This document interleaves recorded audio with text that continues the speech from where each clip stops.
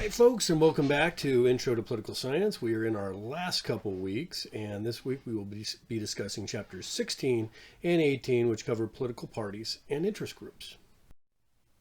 And here are our learning outcomes for the week. We'll define interest groups and political parties and how they differ. We'll define pluralism, corporatism, issue networks, and social movements. We'll describe the functions of political parties in authoritarian regimes. We'll outline strategies used by interest groups, and we'll discuss the role of interest groups in democracies and in authoritarian states. So, first of all, let's maybe more broadly talk about the differences. Political parties ultimately want to win elections. They want to name candidates, win elections, and get control of government. Interest groups seek to influence government, influence public policy in specific ways, but they don't seek to govern. They don't seek to actually achieve control of the legislature or the executive branch, for example. Now, political parties in most places in the world are more narrowly defined because most democracies in the world are multi-party systems. So you could have everything from an extreme left-wing party to an extreme right-wing party and everything in between. And a number of those parties come together that represent a majority of the legislature in a parliament, and they support a prime minister, they support cabinet members, they support a government as a whole, and they're able to form a government. Now, we do things a little bit differently in the United States. Both of our political parties are catch-all parties. Both the Democrats and the Republicans compete in winner-take-all elections. There's no, reward for second place in many cases. And in both situations, the Republican Party and the Democratic Party, they're kind of trying to be all things to all people. They're trying to attract votes from a wide variety of political views and ideologies. And for that reason, what it means to be a Republican now is quite a bit different than it was a generation or two generations ago or 100 years ago, because the party is always seeking to gain enough votes to win elections. Likewise, is the case for the Democratic Party. Much different party than they were 50 years, 100 years ago. And in many cases, both the Democratic Party and the Republican Party in the United States are the exact opposite on many policy positions than they were 100 years ago. And in fact, both represent very different parts of the country than they did 100 years ago. For example, the Democratic Party in the United States used to be the party of the South. It was the party of rural America. It was the party that was more conservative on the issue of race, more conservative when it came to social values and religious values and so forth. The Republican Party, at least of Lincoln, was the party of the North, was the party of bigger cities. It was the party that was more liberal on the issue of race, more progressive on the issue of race. And in just about all those situations, the parties have reversed over time and, in fact, adopted the other party's position. So catch-all parties are, they're trying to be all things to all people. But whether you're a catch-all party or any political party, your number one goal is to win elections, to have a seat at the table, to operate the government. In catch-all parties, they get to do that entirely. In many party systems throughout Europe, multi-party elections lead to coalition governments, and that's being part of the government, but maybe not the entire government. Configurations of political parties are based on a whole bunch of variables. Here are the 6 roles that political parties serve. First of all, ultimately, the number one goal of political parties is to win elections and run the government. So that's number one. They provide guidance to voters and present a contrasting set of beliefs. In many cases, voters will not have time or maybe are not well informed enough to make individual decisions on individual policies.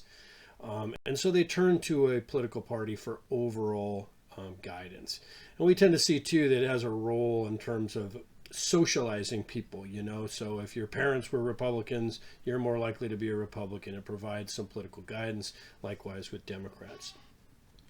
Political parties aggregate interests, so they're a collection of interests. Unlike an interest group, which would be more narrowly focused, political parties pull together different interests. And in the case of the United States, with our catch-all parties, they're aggregating a lot of interest, and in some cases, those interests might be in conflict with each other.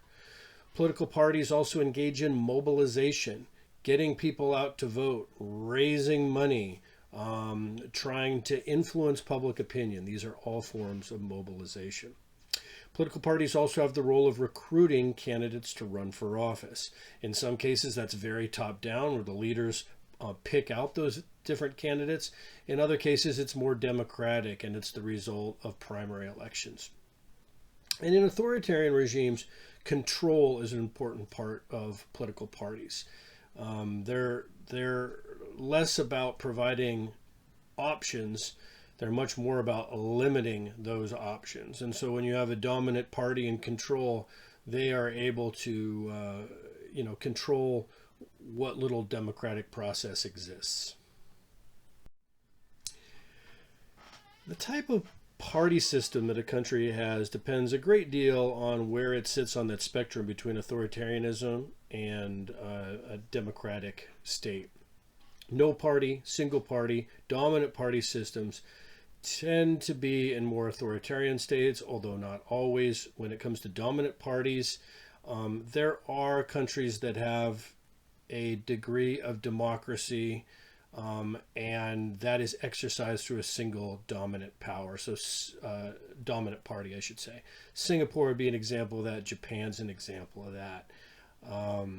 Turkey is a country that has historically been more of a dominant party system, had a historically a higher degree of democracy over the last generation or so, but is moving in a more authoritarian direction, as are many countries in the world today, as we've discussed. The United States, of course, is a two-party system. There are other examples of that. Australia is an example of that. Sometimes the United Kingdom is more of a two-party or a three-party system. We do tend to see two-party systems. They go hand in hand with winner-take-all elections. If the elections are proportional, where if you get a percentage of the overall vote, you get that percentage of the parliament, that tends to encourage multi-party systems. Those countries that are winner-take-all, you either win the seat in Congress or not, you either win the governorship or not, you either win the presidency or not. That tends to encourage two-party systems because minor parties don't have as much incentive to run in a two-party winner-take-all system. And it's important to note that most of the rest of the world is structured on a multi-party system where the assembly, the legislature, the parliament, whatever terminology you want to use, is composed of many minority parties, and they need to come together. They need to form a coalition to name a prime minister, to name a government, and to operate the government and the bureaucracy. And that's most of the rest of the world, and that's most of Europe, at least in terms of democracies. Another important characteristic of political parties is how dominant are party leaders. Is it really driven by the leadership within the party, or are the political parties more democratic? So some functions of powerful party leaders, they're actually deciding on which candidates run for legislative office, really driving the legislative process when they're in power. The United States has a much more democratic process when it comes to determining who represents political parties for the Congress, for the presidency, and at the state level. We have primary elections. So the Democratic candidate for governor is selected through a primary where voters get to decide who's going to represent the Democrats, who's going to represent the Republicans. And in many cases, those are open primaries in the United States where you can vote either in the Democratic Party or the Republican Party primary. You can't do both. In some cases, they're closed primaries, which means they're only open to registered Democrats or registered Republicans.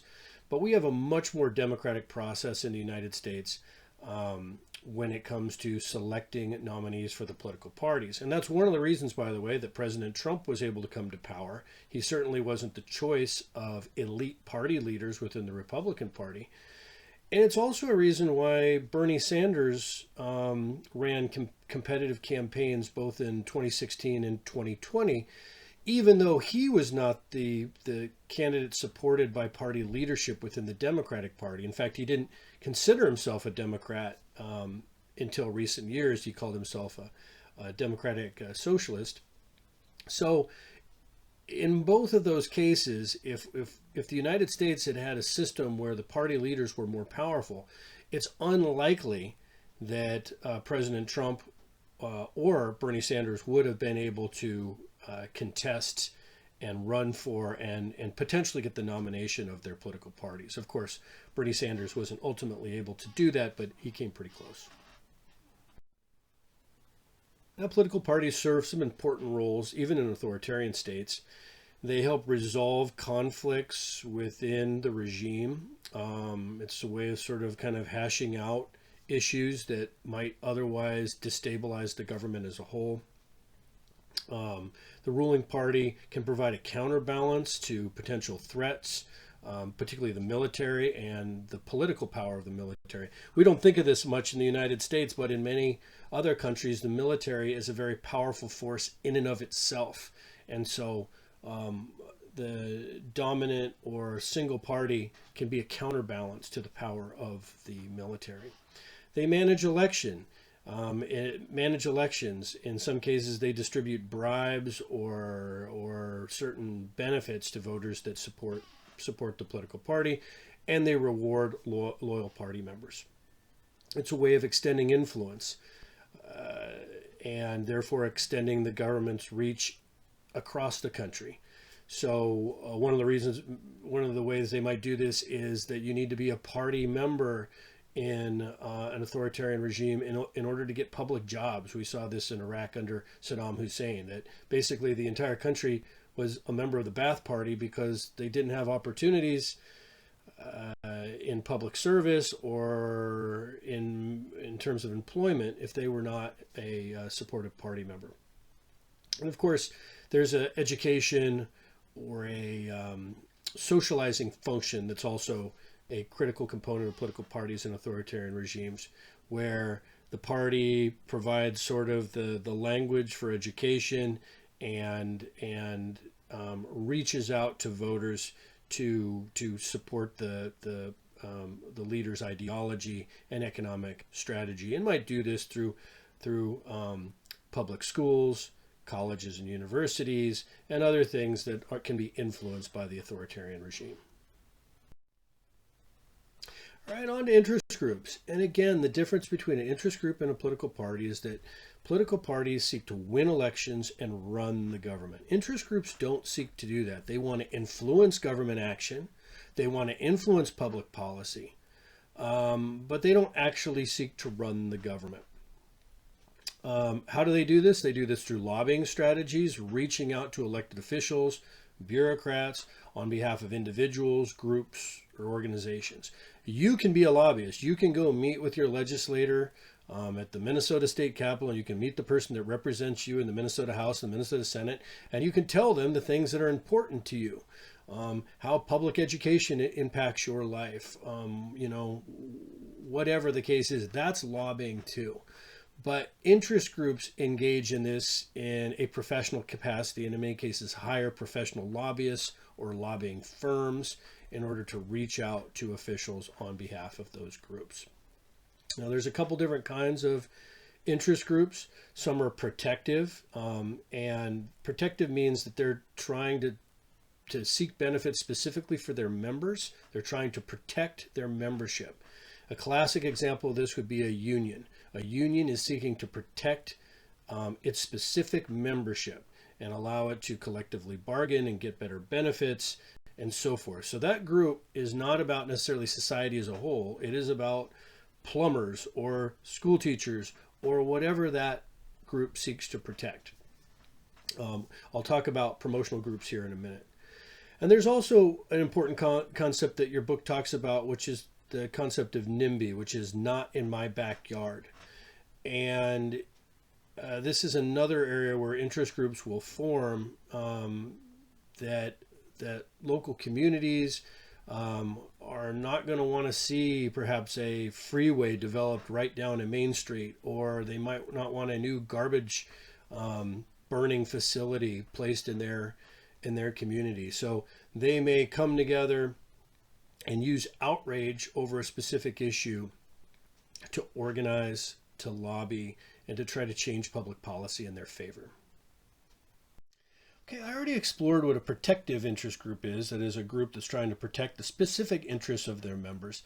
But we see a lot of growth in promotional groups these days, and they're trying to change public attitudes as a whole, wider issues. Environmental interest groups would be an example of a promotional interest group. So they're trying to change public attitudes. Pro-choice groups, pro-life groups, they'd be an example of promotional interest groups. Another term you need to be aware of is a peak association. That's kind of an interest group, an umbrella organization that represents other interest groups. So an example of this would be the United States Chamber of Commerce. They represent city and state chamber of commerce, and the members of those are local businesses and other sort of economic interests at the city and state level. But at the national level, they're represented by the United States Chamber of Commerce. That would be an example of a peak association. And a think tank is a form of interest group that conducts research in a given area of policy with the goal of, making political change. So a lot of the think tanks are associated with a specific interest, whether it be for their members or whether it be to promote something on a societal level. They do research in that area in order to influence public policy, to share that information with decision makers in the legislature, in the executive branch, to support court cases that would further the interests of the interest group and the think tank itself. Okay, some of the types of interest groups we see in the world and in the United States. Economic interest groups. This would be the largest number in the United States. That is those groups that are focused on economic concerns, business, industry, unions. So economic interests are often the largest in number. Public interest groups that focus on human rights, environmental interests, consumer protections, that kind of stuff. Professional interest groups that represent lawyers or doctors or educators. There are, of course, single issue interest groups that focus on things like pro-choice or pro-life or animal rights or domestic violence. There are religious associated groups that might, be focused and more intently focused on, for example, say the Catholic Church in the United States. There are groups that represent local government in the United States before Congress and before the national administration. We see a lot of that in the United States. And we also see institutional interest groups that represent hospitals, universities, the armed forces, and so forth. As you might imagine, too, there's overlap, right? You could have a single issue group that is closely related to religious issues in the United States, like you'd see with pro-life groups. So I don't want to make it sound like these are mutually exclusive. In some cases, they could be combinations. Spend a little time with this figure and related information from your text on how interest groups vary in their strategies. They're going to use direct techniques, lobbying directly the executive branch, the bureaucracy, supporting court cases that are going to further their objectives. And then, of course, there are indirect mechanisms, mobilizing public support, trying to change public attitude, using the traditional media, using social media to influence perceptions on a particular issue. So I'm not going to get into too much detail here, but make sure that you understand those distinctions. One thing that influences how powerful an interest group is its density of membership. What proportion of eligible members are actually members of that interest group? So if you're talking about a local chamber of commerce, the Minnesota Chamber of Commerce or the Minneapolis Chamber of Commerce, what percentage of eligible businesses are actually in that organization? So that organization can then turn to policymakers and say, hey, we represent Minnesota business. you'll find that some of the most powerful interest groups are those that have a high density of membership. For example, in the United States, and it relates to our film this week, the NRA has had a high density of membership historically, which is that gun owners, that the organization represents a large proportion of gun owners in the United States, eligible members. And that makes it a powerful voice in order to lobby on behalf of gun owners and gun manufacturers in the United States. Now, the United States has very powerful interest groups, and they're in constant competition for limited resources and influence when it comes to our government at all different levels, at the federal level, at the state level, at the local level. This process, this competition among interest groups is called pluralism. You know, the root of that word, plural, multiple powerful interest groups that are in conflict with each other. So it's an important role that interest groups play in the United States that they might not play as much in other countries. Some other terms you should be aware of: the concept of a social movement, where a particular interest is able to really develop a movement around that interest and, you know, inspire protests and inspire perhaps different behavior like boycotting goods or carrying certain candidates to office because that social movement has become so powerful. When it comes to interest groups, also, we often refer to the term iron triangle, and this is the relationship we tend to see, and it's a more permanent relationship between a government bureaucracy, committees within the legislature that make decisions, and the interest groups themselves. And there's a trading of information, favors, support that makes, in many cases, changing public policy quite difficult. A related concept is the issue network, which is that, and this is kind of a more flexible concept, where we see interest groups in government and different departments within the government and the legislature and different committees. They work together on proposals of mutual interest, but it's not quite so rigid. So sometimes we might point to a policy area that we see as more of an iron triangle. In other areas, we might call it more of an issue network. It's more loose, it's more flexible. As I stated before, the United States is a highly pluralistic system when it comes to interest groups, but that's not the case in other countries. Even other democracies will not sort of allow for the quite as free of a competition between powerful interests.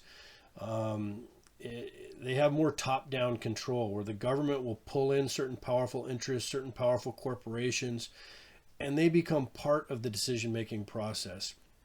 Some countries that would fall into this would be Germany, Austria, Japan. You can probably think about some dominant companies in Germany and Japan, and it's clear that the country has sort of focused on certain industries and research and development in certain areas. So when you think of Japan, we often think of technology, we often think of cars. There are some similar things going on in Germany. And in part because a lot of the decision making has been top down, and they put money into research and development in certain areas, bringing in certain powerful interests, leaving out certain powerful interests. And again, the United States, we don't tend to see that. It's much more of a free-flowing competition among powerful interests. Okay, to sum up, political parties have 6 roles. Make sure that you're familiar with them, including guiding and mobilizing voters, aggregating political interests, and providing a foundation for governments. But to really boil it down, political parties, their primary goal is to win elections and run the government. Party systems come in several forms, which we've explored. Make sure that you understand them.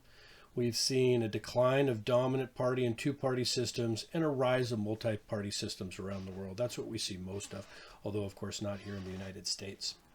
Parties in authoritarian regimes are sometimes means for resolving conflict, balancing threat, managing elections, extending influence, and socializing and educating voters. So they do serve a role there. With regard to interest groups, they differ from political parties because they seek to influence policy in a specific area. They use both direct and indirect forms of influence. Make sure that you understand those. Some countries are much more pluralistic, others are more corporatist.